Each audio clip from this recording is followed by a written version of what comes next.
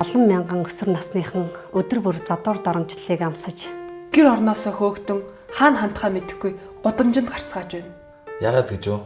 Яагаад гэвэл тэд лесбиан, гей, бисексуал, трансгендер болж төрсөн. Таны хамгийн хайртай таны гэр бүлийнхэн танаас нүүр буруулан таныг золигт гаргаж байна гэж та төсөөлж чадах уу? ээж аав чинь таныг өгч нь яаваа гэж харааж байна гэж та төсөөлөд үзтээ. Таныг ухаалтдал зодож, ясагт нь хугалж байна гэд төсөөлдөө. Яагаад гэж юу? Яагаад гэвэл тэд лесбиан, гей, бисексуал, трансгендер болж төрсөндөө л тэр.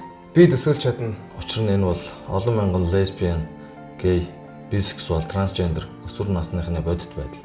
Өсвөр насныхаа хүүхдүүдийг гутаанд оромжилж, зовоон тарчладаг ямар нэгэн байдаг вэ?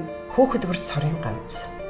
Хүүхэд бүр хайр ихрээлээр дүүрэн, аюулгүй гэр оронд өсч төрнөх хэрэгтэй. Бид хүүхэд өсвөр насныхныг өдөр тутмын амьдралдаа айдас, дарамт, хүчирхийлэл, үзэн ядалтын золиос болохыг хизээч хүлцэн твчиж болохгүй. Өөрчлөлт хийх цаг болсон. Лесбиан, гей, бисексуал, трансгендер өсвөр насныхны эсрэг гэр бүлийн хүчирхийллийг бүх твч. Эрхэн зөрчигдсөн хүүхдүүдийг хамгаалах хуультай болъё. Ялгуурлан гадуурхалтыг бүр мөсөн зогсооё. Бидний үр хүүхэд, бидний ирээдүй.